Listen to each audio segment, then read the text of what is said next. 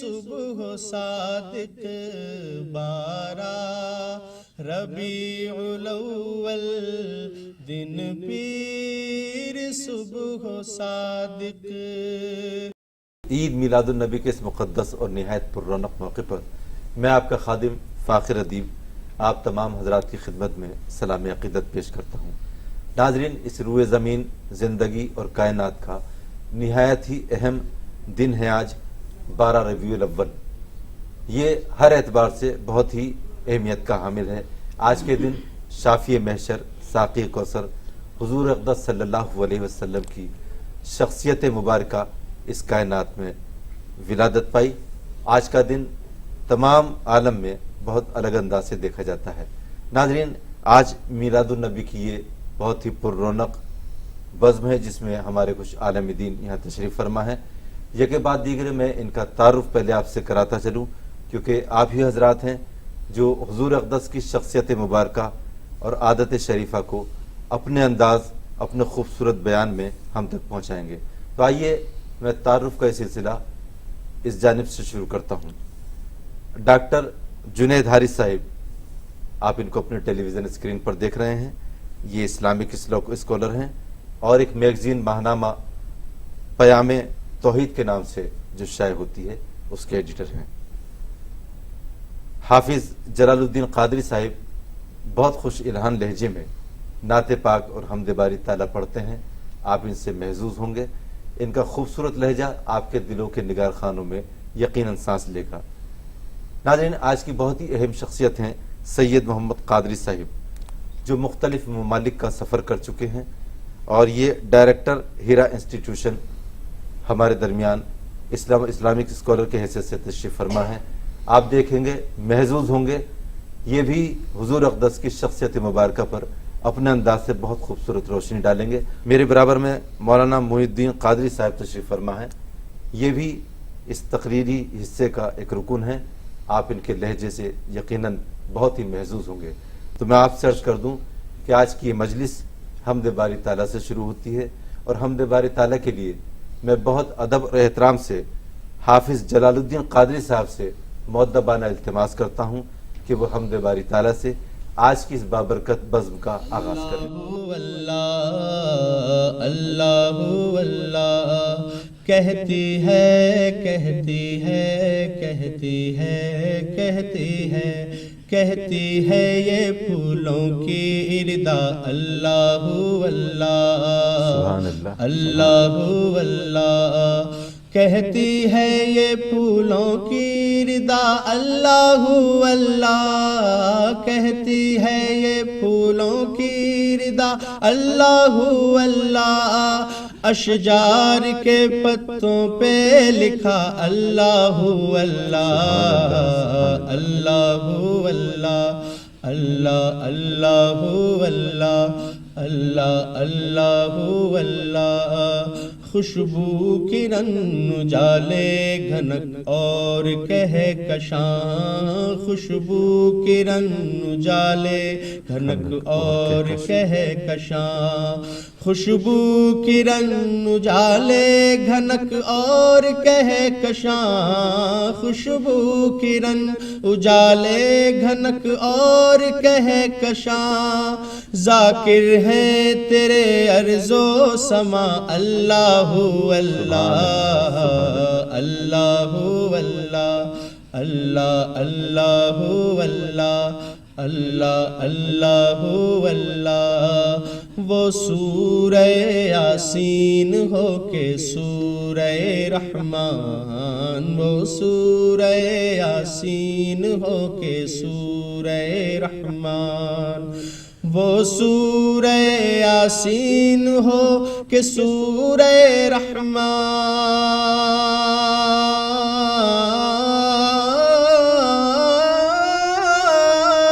رحمان وہ سورہ یاسین ہو کہ سورہ رحمان قرآن کے لفظوں کی صدا اللہ اللہ اللہ اللہ اللہ اللہ اللہ اللہ اللہ اللہ جب نزع کے عالم میں ہوں مولا یہ اجاگر، جب نزع کے عالم میں ہوں مولا یہ اجاگر، جب نزع کے عالم میں ہوں مولا یہ اجاگر، جب نزع کے عالم میں ہوں مولا یہ اجاگر، ہو ذکر تیرا ورد زباں اللہ اللہ اللہ اللہ اللہ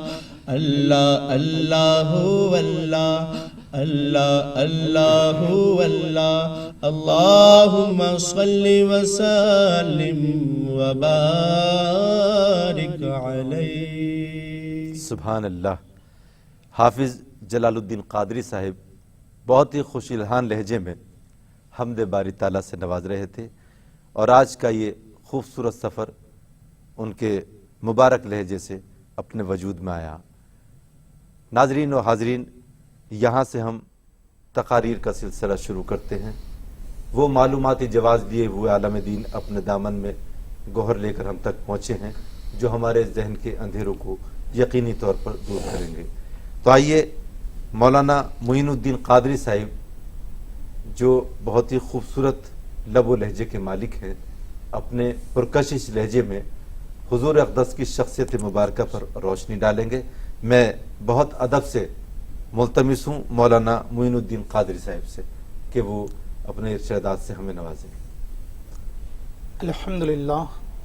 الحمدللہ رب العالمین والعاقبۃ للمتقین والصلاة والسلام علی رسول الکریم وعلی آلہ وصحبہ اجمعین، اما بعد فاعوذ باللہ من الشیطان الرجیم، بسم اللہ الرحمن الرحیم۔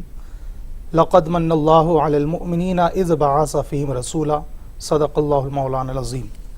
الحمدللہ، آج نور ہی کا ذکر ہے۔ مصطفیٰ جان رحمت صلی اللہ تعالی علیہ وسلم کا یوم پیدائش 12 ربیع النور کا یہ عظیم مقدس دن کہ جس کی نعمتوں، جس کی رحمتوں سے ہم اور آپ مالا مال ہو رہے ہیں۔ اللہ تبارک و تعالیٰ اسی دن کی برکت سے ہماری دنیا اور ہماری آخرت کو سنوارے، یہ مولا قدیر کی بارگاہ میں دعا ہے۔ آج کا یہ عظیم دن آپ دیکھیں تاریخ اسلام کے اندر بہت ہی خوبیوں والا دن ہے۔ آج ہی کے دن مصطفیٰ جان رحمت صلی اللہ تعالی علیہ وسلم دنیا میں تشریف لائے۔ اگر آپ دنیا میں تشریف نہ لاتے تو دنیا کی کسی چیز کو بھی وجود نہیں ملتا۔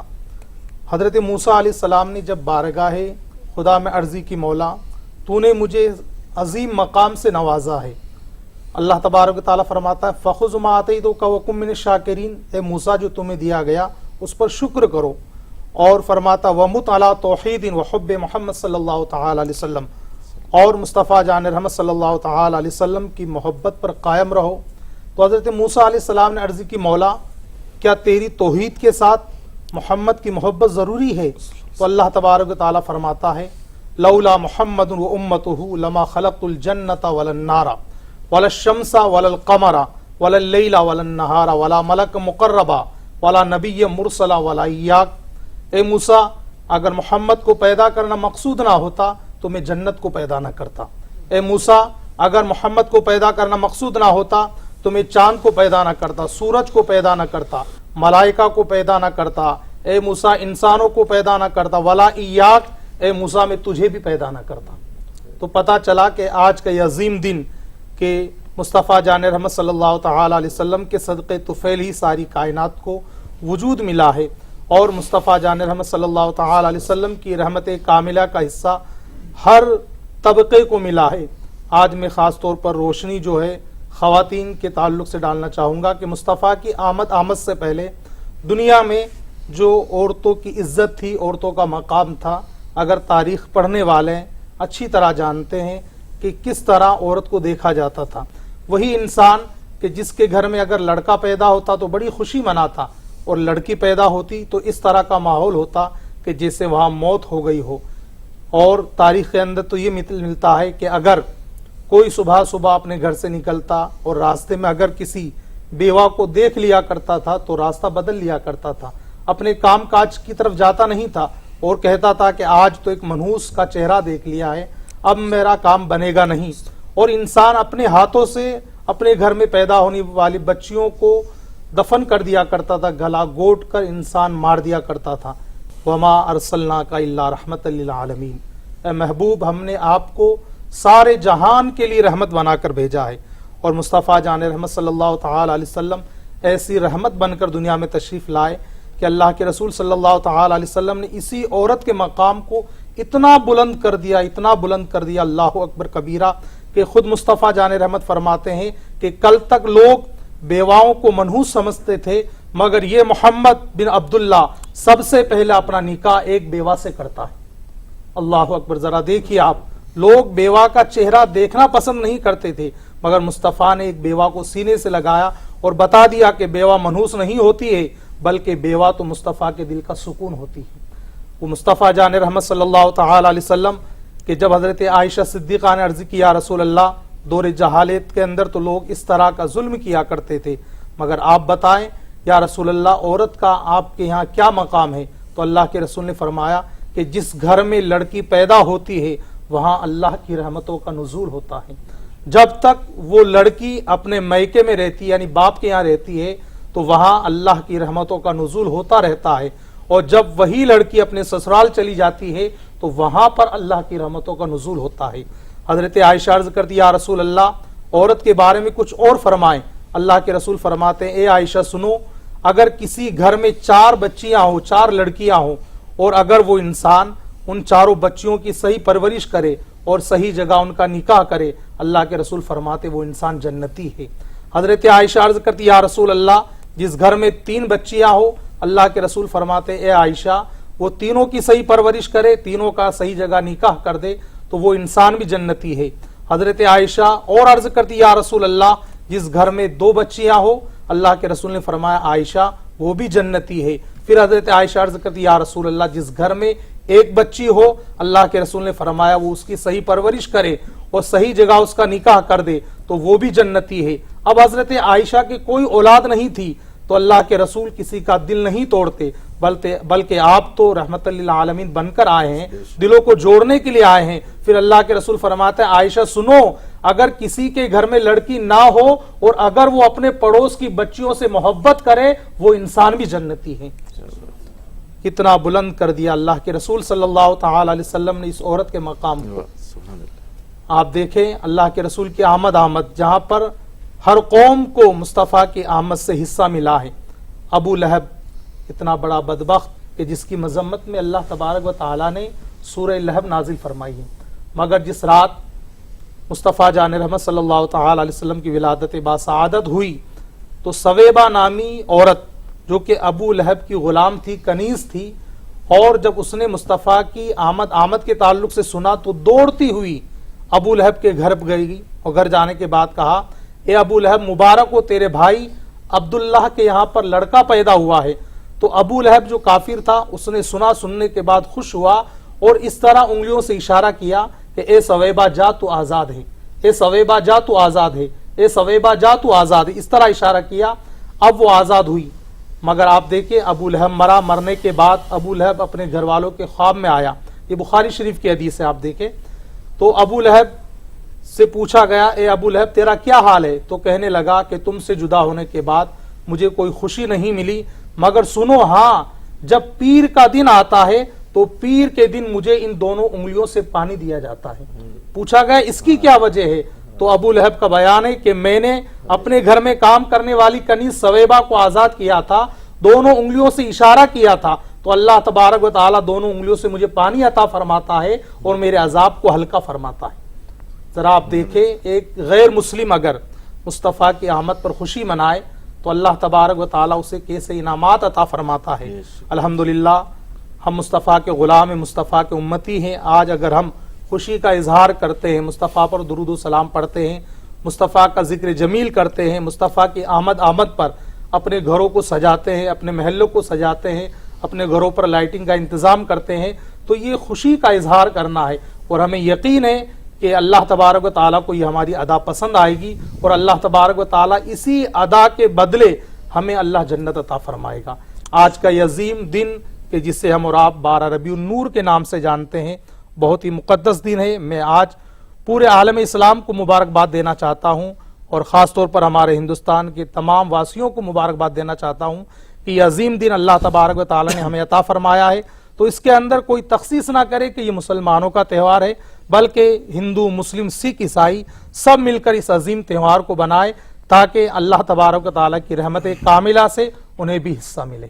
بالکل صحیح فرمایا قبلہ نے کہ حضور اقدس صلی اللہ علیہ وسلم کی ذات مقدس تمام عالم کے لیے رحمت بن کے، اس لیے ان پر سبھی کا حق ہے۔ بہت ہی خوبصورت معلوماتی جواز ہم تک پہنچا۔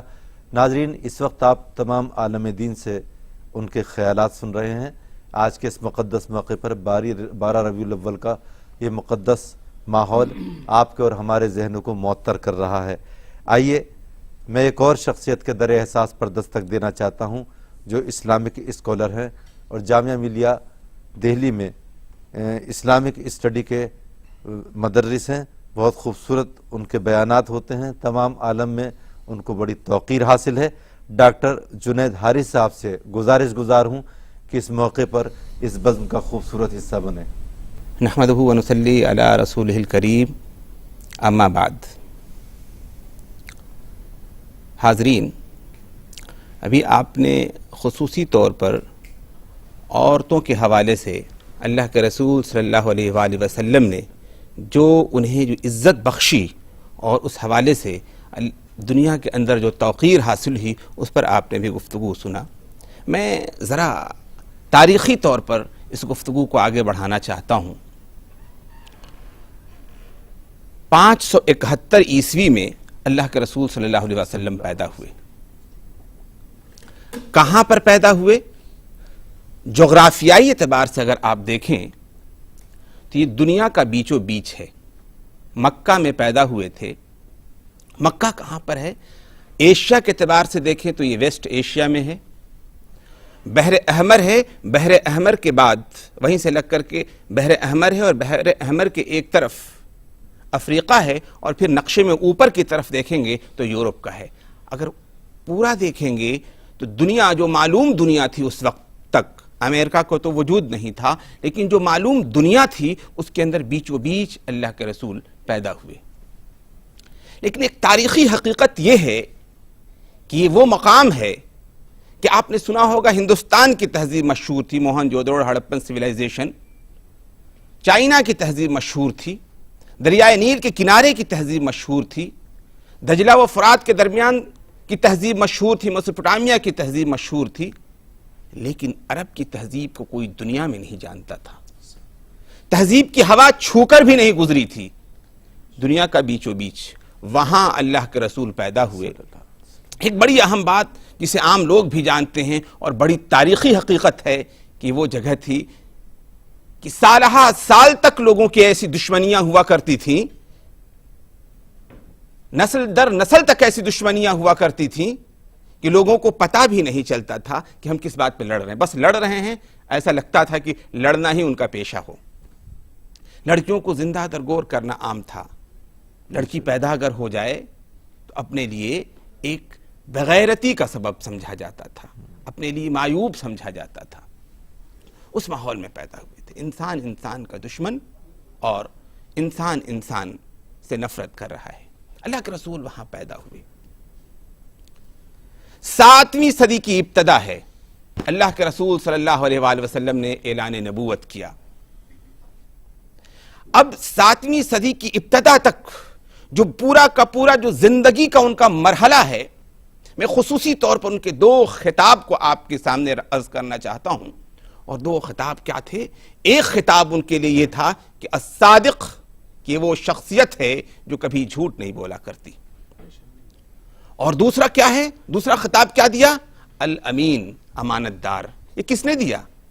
یہ اللہ تعالیٰ نہیں دے رہا ہے، یہ اس عہد کے لوگ دے رہے ہیں، اس سماج کے لوگ دے رہے ہیں جو طرح طرح کی برائیوں میں ملوث ہیں، طرح طرح کے گناہوں میں مبتلا ہیں، اس کے باوجود ایک شخص کو ایسا پا رہے ہیں کہ جس کے لیے انہیں کہنے پر وہ مجبور ہیں۔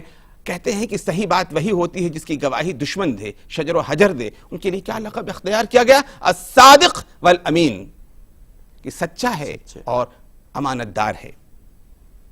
اعلان نبوت، اللہ کے رسول صلی اللہ علیہ وسلم جب 40 سال کی عمر کو پہنچتے ہیں نبوت کا اعلان ہوتا ہے۔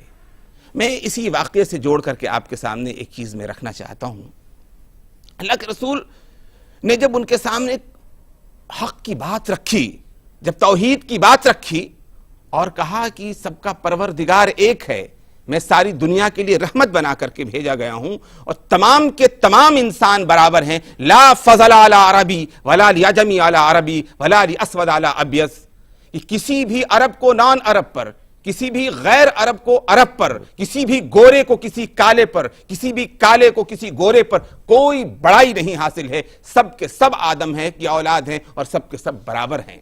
کہا سب ایک پروردگار کے بندے ہیں، سب کا دین ایک اور ساری کی ساری وحدت انسانیت ایک۔ اعلان کیا اور بتایا کہ وہ ایک سجدہ جسے تو گراں سمجھتا ہے 1000 سجدوں سے دیتا ہے آدمی کو نجات۔ جب توحید کی دعوت دی تو جو لوگ محبت کیا کرتے تھے، ابھی آپ نے سنا کہ ابو لہب جس نے اپنی لوڈی کو ان کی آمد پر، ان کی پیدائش پر لوڈی کو آزاد کیا تھا، جان کا دشمن بن بیٹھا۔ وہ لوگ جو آپ سے صادق اور امین کہا کرتے تھے، ان ساری حقیقتوں کو تسلیم کرتے ہوئے بھی یہ تسلیم کر لینا ان کے لیے گوارا نہیں تھا۔ انجام یہ ہوا کہ وہ اپنے لیے، اپنے پوری سوسائٹی کے لیے چیلنج بن کر کے چیزیں سامنے آئی۔ انجام کیا ہوا؟ ایک وقت وہ آیا کہ مکہ کا شہر جو ہر بچہ جو جس شخص سے پیار کرتا تھا، اسے مکہ شہر کو چھوڑنے کی ضرورت پڑ گئی اور اس شہر کو چھوڑ کر کے مدینہ جانے کی ضرورت پڑی۔ میں ذرا سے ایک واقعے کی طرف آپ کو میں لے جانا چاہوں گا۔ اللہ کے رسول کی آخری رات ہے، اللہ کے رسول صلی اللہ علیہ وآلہ وسلم وہاں سے روانہ ہو رہے ہیں، اس لیے کہ جان کے لالے پڑے ہوئے ہیں اور پورا کا پورا قبیلائی نظام مکہ کا متحد ہے کہ آج محمد عربی صلی اللہ علیہ وآلہ وسلم کو قتل کر دیں گے۔ اس رات اللہ کے رسول حضرت علی رضی اللہ تعالی عنہ کو اپنے بستر پر سلاتے ہیں اور کہتے ہیں کہ میں امین ہوں، مکہ کے لوگ یہ جو دشمن ہیں ایک دوسرے پر بھروسہ نہیں کرتے، مجھ پر بھروسہ کرتے ہیں اور میرے پاس اپنا سامان اور قیمتی اشیاء رکھ کر کے گئے ہوئے ہیں۔ سنو، مجھے شہر چھوڑ کے جانے کا حکم آ چکا ہے، مجھے شہر چھوڑ کے جانا ہے، آج رات یہ مجھے قتل کرنے کا ارادہ کر چکے ہیں، مجھے شہر چھوڑ دینا ہے، لیکن ان کی امانت کا آج بھی میں امانت دار ہوں۔ حالانکہ حالات ایسے ہیں کہ جان کے لالے پڑے ہوئے چلے جاتے اور بعد میں بھی کچھ باتیں ہو سکتی تھی۔ کہا نہیں، یہ لمحہ گوارا نہیں ہے۔ امانت داری کی وہ نشانی، وہ عظیم علامت دے کر کے دنیا کو گئے کہ حضرت علی رضی اللہ تعالیٰ عنہ سوئے ہوئے، کس بات کے لیے سوئے ہوئے ہیں کہ جب صبح بیدار ہوں تو جو ان کے دشمن ہیں ان کو ان کا سامان واپس کر دیا جائے، یہ تمہارا سامان ہے، اسے لے لو۔ اس لیے کہ جس شخص سے دشمنی کر رہے تھے وہ امین ہے، وہ کبھی امانت میں خیانت نہیں کر سکتا ہے اور لمحے بھر کے لیے دغا نہیں دے سکتا ہے۔ اس شہر کو چھوڑ کے جا رہا ہے تمہاری وجہ سے، لیکن اس کے باوجود یہ حال ہے۔ سفر آگے بڑھتا ہے، راستے میں مکہ کی طرف چاروں طرف گھوڑے دوڑا دیے جاتے ہیں کہ تلاش کیا جائے محمد عربی صلی اللہ علیہ وسلم کو، اس انقلاب کو روکنے کی کوشش کی جائے جو انسان کو انسان کی غلامی سے آزاد کرنے کے لیے آیا ہے، اس انقلاب کو روکنے کے لیے کوشش کی جائے جو تمام انسانوں کو برابر کرنے کے لیے آیا ہے۔ اللہ کے رسول صلی اللہ علیہ وآلہ وسلم اپنے ایک عزیز دوست حضرت ابو بکر صدیق رضی اللہ تعالیٰ عنہ کے ساتھ ایک غار میں ہیں، وہاں تک بھی دشمن پہنچ جاتے ہیں لیکن اللہ رب العالمین حفاظت کرتا ہے، پھر آگے بڑھتے ہیں۔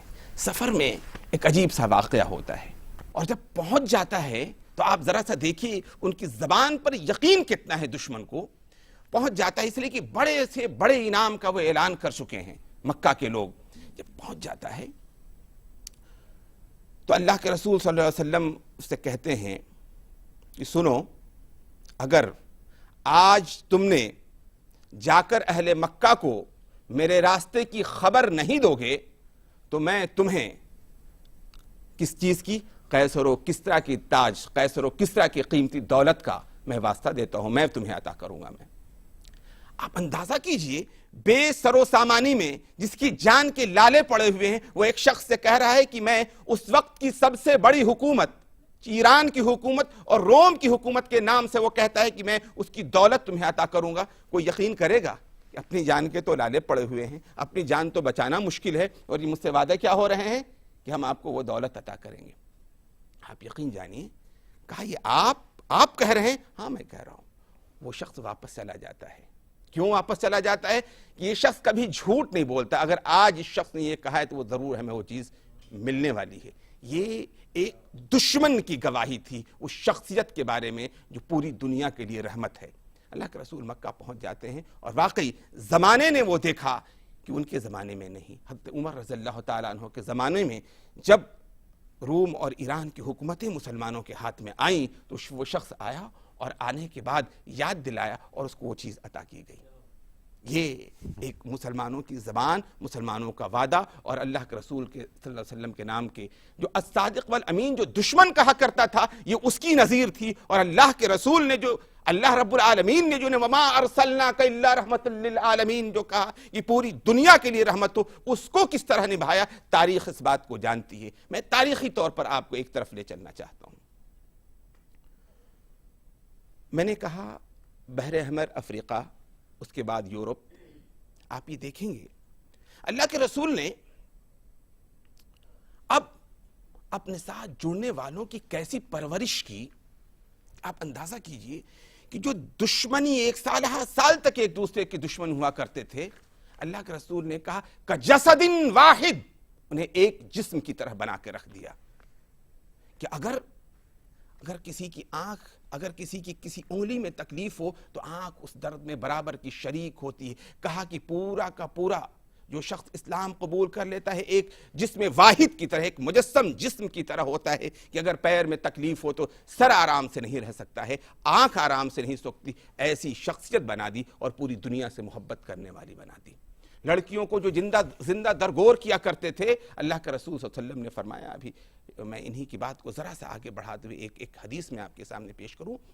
کہا جنتی لوگوں کی نشانی بتاتے ہوئے اللہ کے رسول نے فرمایا کہ جب گھر میں، وہ حدیث جو آ چکی میں اسے نہیں پیش کروں گا، کہ جس شخص کے گھر میں لڑکی پیدا ہو اور اس کے گھر میں لڑکا بھی ہو اور لڑکی بھی ہو، اور دونوں کی پرورش میں کوئی اونچ نیچ نہ کرے، کوئی نا برابری نہ کرے، دونوں کو برابری کے انداز میں پرورش کرے، یہی جنتی لوگ ہیں۔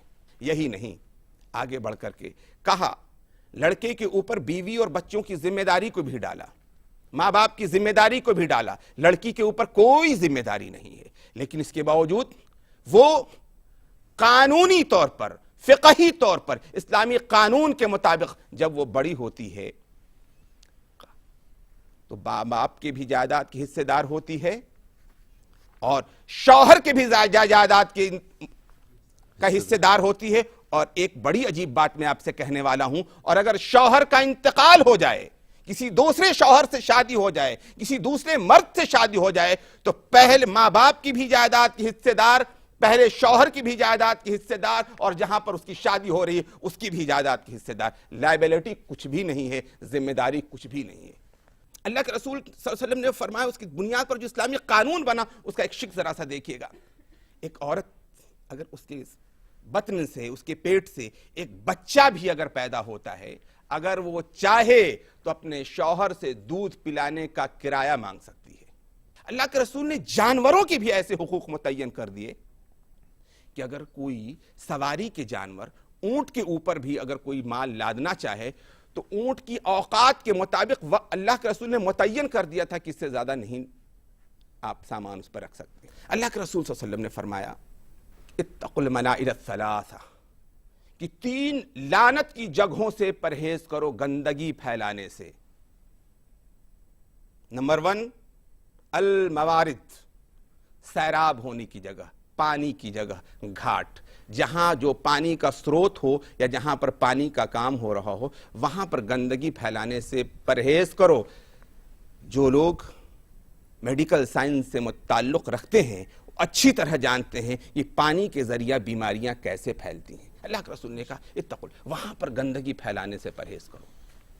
دوسرا فرمایا وقاریات الطریق، اور عام شاہراہ، عام راستوں پر گندگی پھیلانے سے پرہیز کرو۔ کاش اپنے ملک کے لوگوں کو سمجھ میں آ جائے، سوچھتا ابھیان کے اندر سڑکوں پر پیشاب کرتا ہوا نظر آدمی آ جاتا ہے اس ملک میں۔ کاش سمجھ میں آ جائے کہ کہیں پر بھی گندگی پھیلا، قاریۃ الطریق عام شاہراہ، ظاہر سی بات ہے جراثیم وہیں سے دوسری جگہوں پر پنپتے ہیں اور بیماریاں عام ہوتی ہیں۔ تیسری چیز وذل، سایہ دار جگہ، سایہ دار جگہ پر گندگی پھیلانے سے پرہیز کرو، اس لیے کہ وہاں سورج کی کرنیں نہیں پڑتی ہیں، روشنی نہیں جاتی ہے اور جراثیم وہاں پنپنے کا موقع ملتا ہے وہاں پر، اور اس طریقے سے بیماریوں کے عام ہونے کا موقع ملتا ہے۔ میں سمجھتا ہوں کہ سوچھتا ابھیان میں صرف اس حدیث کو سامنے رکھ لیا جائے تو بہت بڑا کام انجام پا سکتا ہے۔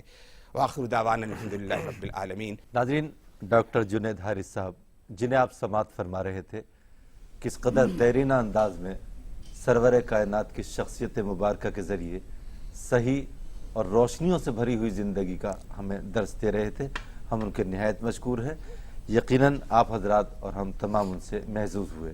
آج کا یہ مقدس دن، یہ خوبصورت ماحول مزید روشنیوں میں نہانا چاہتا ہے۔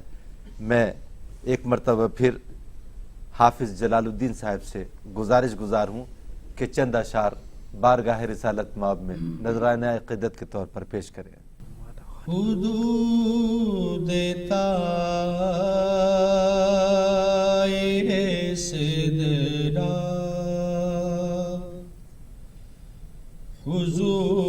حضور جانتے ہیں۔ سبحان اللہ، سبحان اللہ۔ حدود طائر سدرا حضور جانتے ہیں، حضور جانتے ہیں۔ حدود طائر سدرا حضور جانتے ہیں، اور کہاں ہے عرش مولا حضور جانتے ہیں۔ سبحان اللہ۔ کہاں ہے عرش مولا حضور جانتے ہیں، اور پہنچ کے سدرا پہ روح الامین یہ بولے، پہنچ کے سدرا پہ روح الامین یہ بولے کہ اب اس سے آگے کا راستہ حضور جانتے ہیں، اب اس سے آگے کا راستہ حضور جانتے ہیں، اور بروز حشر شفاعت کریں گے چن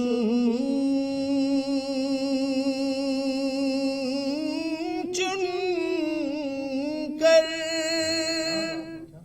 بروز حشر شفاعت کریں گے چن چن کر، کیونکہ ہر ایک غلام کا چہرہ حضور جانتے ہیں، ہر ایک غلام کا چہرہ حضور جانتے ہیں، اور انہیں خبر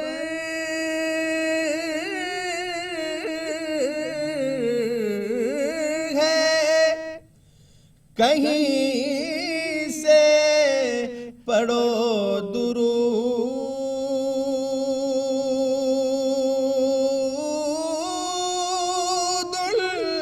پر، انہیں خبر ہے کہیں سے پڑھو درود پر، کیونکہ کہ کہاں سے کس نے پکارا حضور جانتے ہیں، کہاں سے کس نے پکارا حضور جانتے ہیں، اور قیامت آئے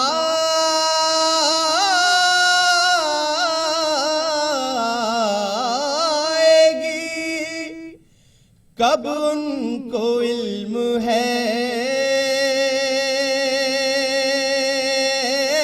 سرور، قیامت آئے گی کب ان کو علم ہے سرور، اور ظہور کن کا بھی لمحہ حضور جانتے ہیں، ظہور کن کا بھی لمحہ حضور جانتے ہیں، کہاں ہے عرش مولا حضور جانتے ہیں۔ بزم تخیلات سجی تھی ابھی ابھی، آنکھوں میں مصطفیٰ کی گلی تھی ابھی ابھی، جبریل پوچھتے ہیں فرشتوں سے بار بار، کس کے لبوں پہ نعت نبی تھی ابھی ابھی۔ بارگاہ رسالت مآب میں نذرانہ عقیدت پیش کر رہے تھے حافظ جلال الدین قادری صاحب۔ ناظرین، مشہور زمانہ مفکر برنارڈ شاہ لکھتا ہے کہ دنیا میں کوئی بھی مذہبی رہنما ایسا نہیں گزرا جس کے بارے میں یہ سننے کو ملا ہو کہ جس کے تھوک اور بلغم کو چہروں پر ملنے کے لیے لوگوں میں جھگڑا ہوتا ہو۔ ناظرین، ایک شعر ہے کہ اپنا کردار آئینہ کر لے، اپنا کردار آئینہ کر لے، سانپ شیشے پہ چل نہیں سکتا۔ اس شعر کی روشنی میں ایک چھوٹا سا واقعہ، اللہ کے رسول کی خدمت میں ایک بوڑھی عورت حاضر ہوئی اور اس نے کھانے کی دعوت پیش کی۔ اللہ کے نبی نے اس دعوت کو قبول کیا اور اپنے ایک صحابی کے ساتھ اس کی جھوپڑی میں تشریف لے گئے۔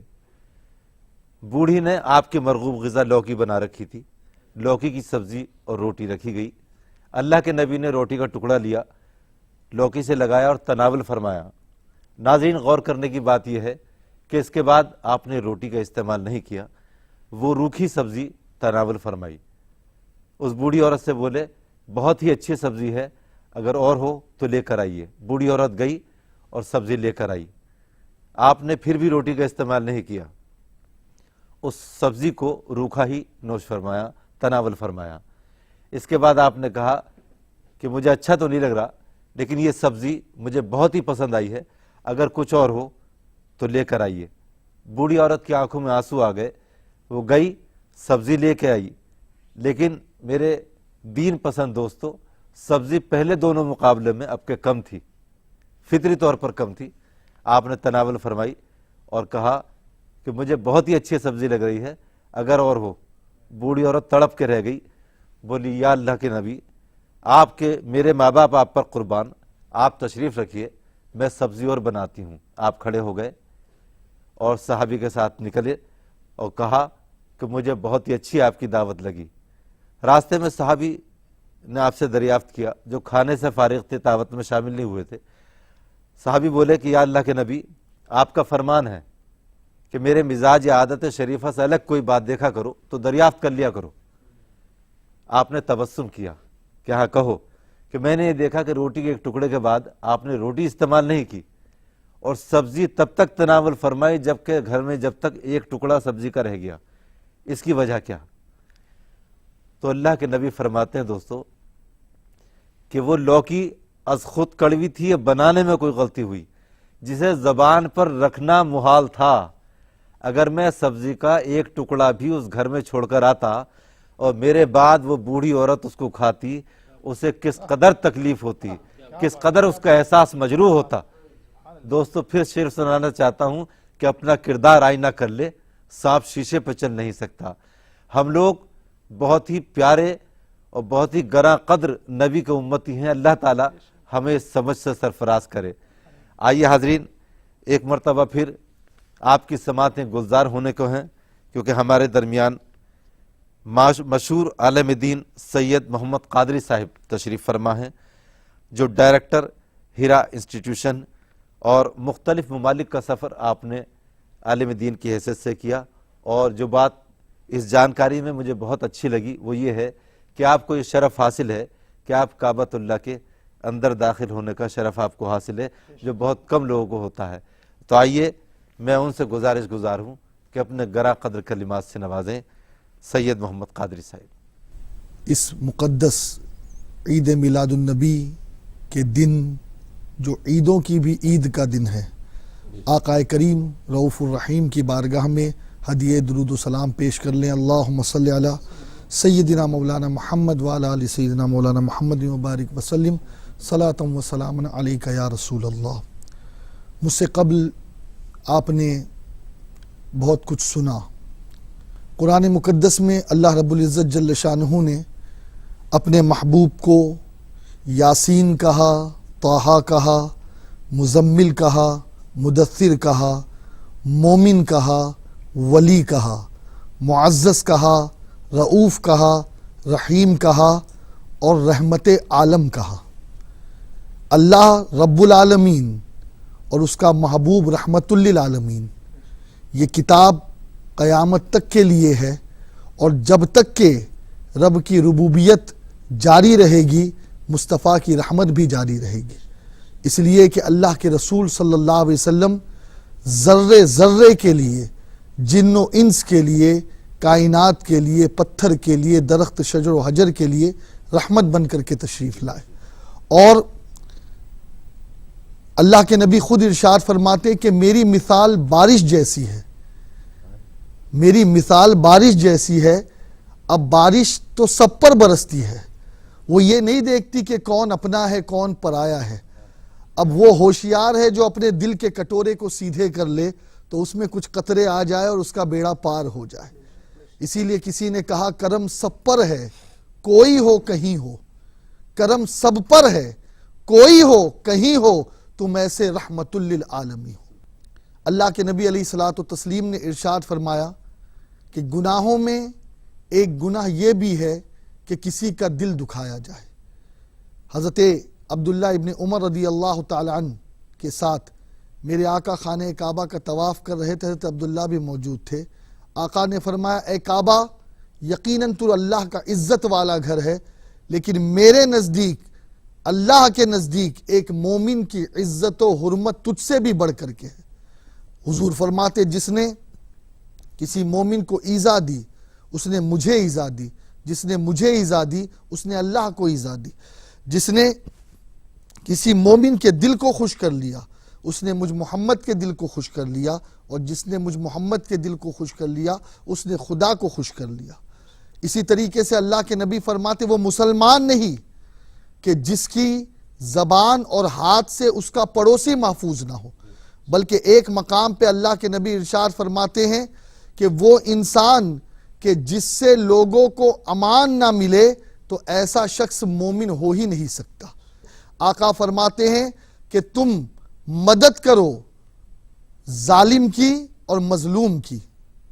صحابہ نے پوچھا حضور مظلوم کی مدد تو سمجھ میں آتی ہے کہ ہم مظلوم کو سہارا دے دے، لیکن حضور ہم کیا ظالم کی مدد کریں؟ اور ظالم کی مدد کیسے کریں؟ کیا ظلم میں مدد کرے؟ فرمایا نہیں، اسے ظلم سے روکو، یہی اس کی مدد ہے۔ گویا اللہ کے نبی کا یہ ارشاد پوری دنیا کو پیغام امن دے رہا ہے کہ نہ تو ہمیں مظلوم بننا ہے اور نہ ہمیں ظالم بننا ہے، ہمیں مظلوم کی بھی مدد کرنا ہے اور ظالم کو ظلم سے روک کر کے ہمیں اس طریقے سے ظالم کی بھی مدد کرنا ہے تاکہ معاشرے میں، محلے میں، سوسائٹی میں، سماج میں اور پوری دنیا میں امن قائم ہو جائے، پوری دنیا میں آشتی کی فضا قائم ہو جائے۔ آج آپ دیکھیں اللہ کے نبی صلی اللہ علیہ وسلم کی رحمت کتنی عظیم تھی۔ مائیکل ہارٹ جو بہت بڑا اسکالر ہے، اس نے اپنی کتاب دا 100 میں اللہ کے نبی صلی اللہ علیہ وسلم کو سب سے پہلے نمبر پر جگہ دی۔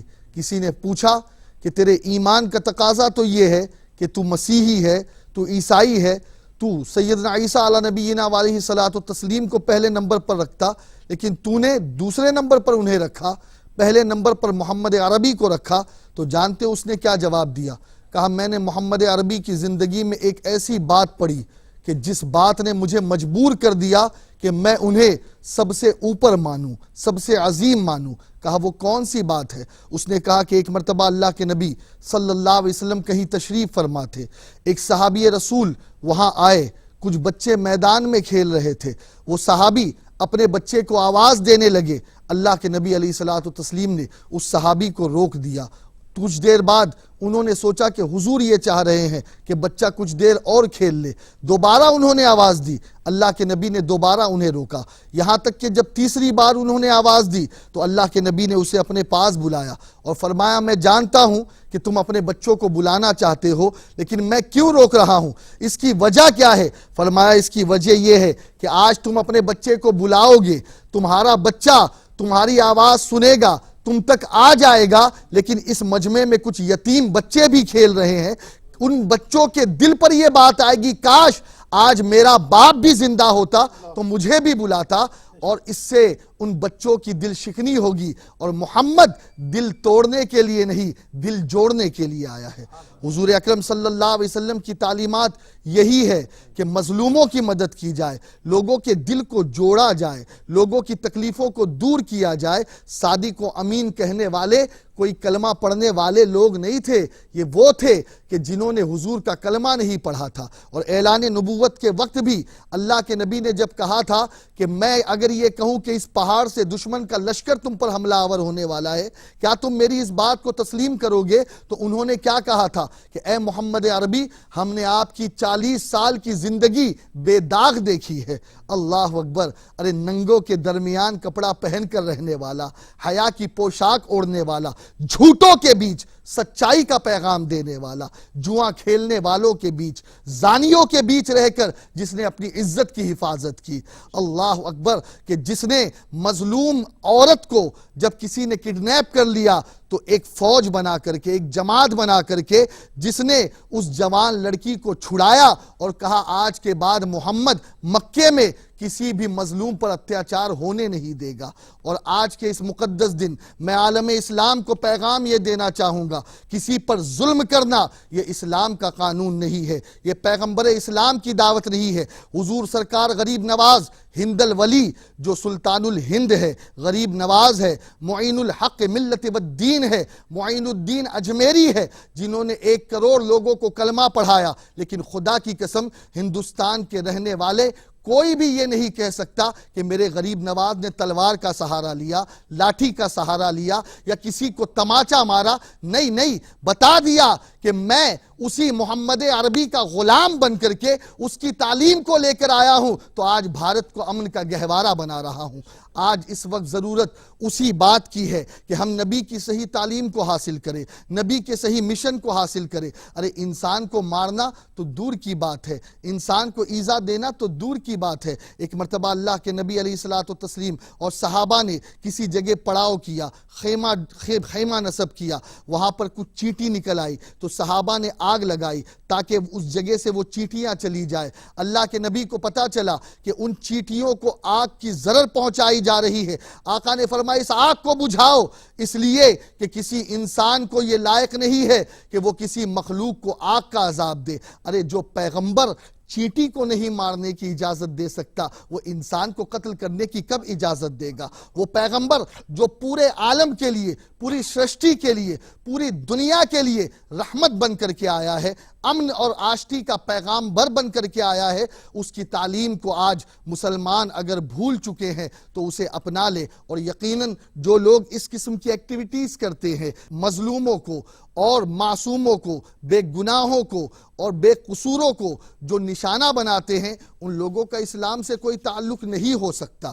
اس لیے کہ بس اخیر میں ایک اسٹیٹمنٹ جو علامہ ابو یوسف علیہ رحمہ نے کتاب الخراج میں نقل کیا کہ جب حضرت ابو بکر صدیق کا دور خلافت تھا، اس وقت خالد بن ولید کو سیدنا ابو بکر صدیق نے ان علاقوں میں بھیجا جہاں مسلمان اکثریت میں تھے اور غیر مسلم قومیں جو ہے جہاں اقلیت میں تھے، وہاں پر حضرت خالد بن ولید کو 5 نکاتی پروگرام دے کر کے بھیجا۔ اس میں 5 نکتے کیا تھے؟ 5 نکاتی پروگرام حکام، عمال اور گورنرز کے نام دے کر کے بھیجا کہ سنو، تم اپنی رعایا کے ساتھ کس طریقے سے انصاف کرو گے، کس طریقے سے سیٹلمنٹ کرو گے، کس طریقے سے انصاف قائم کرو گے۔ اس جگہ کی بات ہو رہی ہے جہاں پر ڈیموکریسی نہیں بلکہ جہاں پر اسلام کا نظام ہے اور جہاں پر مسلمان جو ہے وہ بادشاہ ہے اور حضرت ابو بکر کی بادشاہت ہے۔ اب دیکھیے ایران، دمشق، عراق کے علاقوں سے حضرت خالد بن ولید جب گزرتے ہوئے آئے، وہ 5 نکاتی پروگرام کیا تھا؟ نمبر 1، کسی بھی مذہب کی عبادت گاہوں کو، خانقاہوں کو منہدم نہیں کیا جائے گا، ڈسٹرائے نہیں کیا جائے گا۔ کیا بات سمجھ میں آئی؟ اس پہلے نقطے میں بتا دیا اسلام تمہیں نہ مندر توڑنے کی اجازت دیتا ہے، نہ چرچ توڑنے کی اجازت دیتا ہے، نہ اسلام گرودوارہ توڑنے کی اجازت دیتا ہے اور نہ گرجا گھر توڑنے کی اجازت دیتا ہے۔ دوسرا پوائنٹ یہ تھا کہ غیر مسلم اپنا جلوس نکال سکتے ہیں، اپنا جلوس نکال سکتے ہیں۔ مسلم ریاست میں غیر مسلم اپنے تہوار کے وقت سلیب کے ساتھ جلوس نکال سکتے ہیں۔ تیسرا پوائنٹ یہ تھا کہ اذان اور نماز کے اوقات کے علاوہ غیر مسلم ناقوس بجا سکتے ہیں، بھجن اور کیرتن کر سکتے ہیں، انہیں ان چیزوں کی آزادی ہے۔ چوتھا پوائنٹ یہ تھا کہ اگر مسلم آبادی میں جہاں مسلمان اکثریت سے رہتے ہیں، ریاست مسلمانوں کی ہے، وہاں اگر کوئی مہمان بن کر آ جائے تو مسلمان کے لیے ضروری ہے کہ 3 دن تک کے وہ انہیں رہنے کی بھی جگہ دے گا، کھلائے گا بھی اور پلائے گا بھی۔ اور 5واں پوائنٹ تو اتنا سپرب ہے کہ اس پوائنٹ کو سننے کے بعد میں یہ سمجھتا ہوں کہ اگر کوئی دریدہ ذہن ہی ہوگا وہی یہ کہے گا کہ اسلام دہشت گردی سکھاتا ہے۔ میں تو کہتا ہوں امن اسلام نے جو سکھایا ہے وہ اسلام کے علاوہ کوئی امن اتنا سکھا ہی نہیں سکتا۔ حضرت ابو بکر صدیق نے جو 5واں پوائنٹ دیا تھا وہ 5واں پوائنٹ کیا تھا؟ ابو بکر فرماتے ہیں سنو، اگر کبھی کسی مسلم ریاست میں کسی غیر مسلم پر آفت آ جائے، مصیبت آ جائے یا پریشان ہو جائے تو مسلمان اپنی جان اور مال کے ذریعے اس غیر مسلم بھائی یا بہن کی مدد کرے گا۔ یہ اصل اسلام ہے۔ اور آج حضور کی ولادت کے دن میں یہی کہوں گا، حضور اکرم صلی اللہ علیہ وسلم کے خلیفہ ہے ابو بکر صدیق، حضور کے نائب ہے حضرت سیدنا خالد بن ولید، حضور کے نائب ہے حضرت خواجہ معین الدین اجمیری جنہیں غریب نواز کو حضور نے ہندوستان بھیجا۔ انہی کی تعلیمات اصل تعلیم ہے، جو صوفیوں کی تعلیم ہے، جو تصوف کی تعلیم ہے کہ جس نے دل توڑنے کو منع کیا ہے، کسی کو ایذا پہنچانے کو منع کیا ہے۔ خود بھی جیو، جینے دو سبھی کو، ایذا نہ پہنچاؤ خود سے کبھی کو، اسلام کا یہی درس منور۔ اللہ اکبر، اللہ اکبر، وما علینا الا البلاغ۔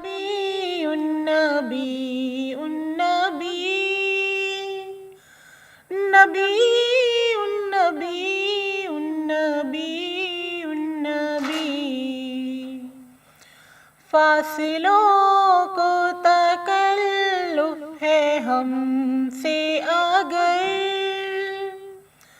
ہم بھی بے بس نہیں، بے سہارا نہیں، خود انہی کو پکاریں گے ہم دور سے،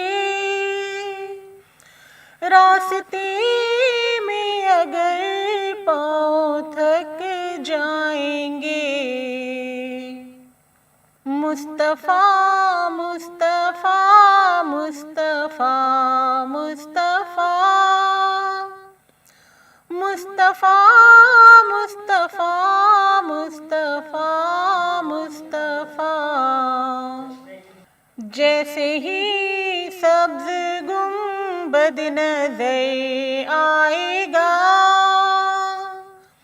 بندگی کا قرینہ بدل جائے گا، سر جھکانے کی فرصت وفات ملے گی کسے، خود ہی پلکوں سے سجدے ٹپک جائیں گے۔ مرحبا مرحبا مرحبا مرحبا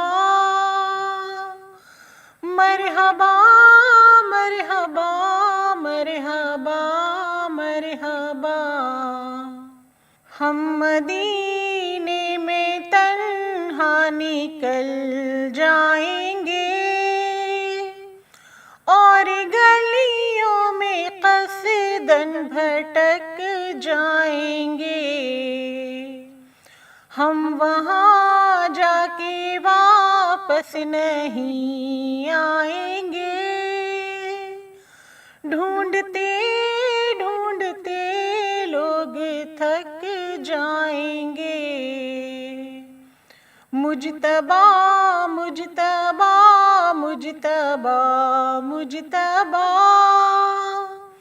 مجتبی مجتبی مجتبی مجتبی، اے مدینے کے ذاکر خدا کے لیے داستان سفر ہم کو یوں نہ سنا،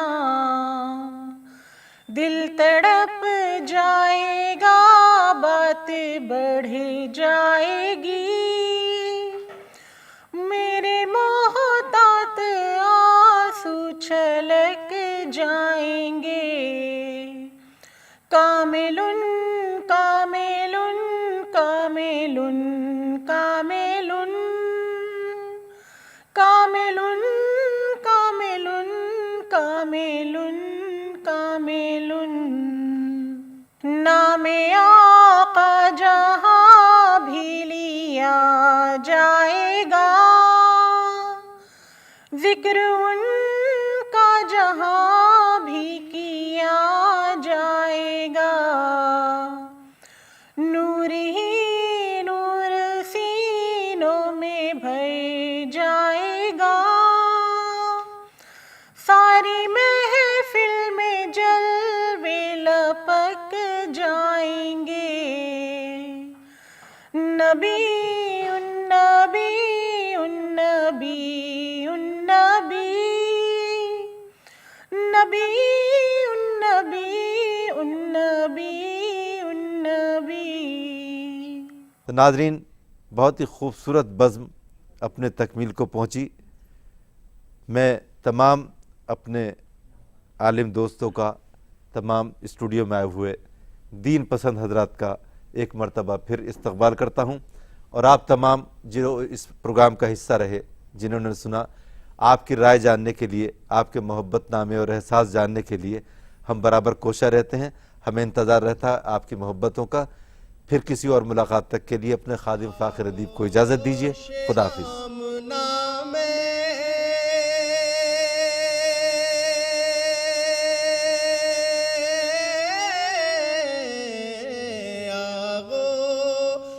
آمنا میں آغوش آمنا میں سرکار آ رہے ہیں محفل میں، آج جو یہ انوار چھا رہے ہیں، اور کیسے نہ بخشے گا وہ محبوب کی ادا پر۔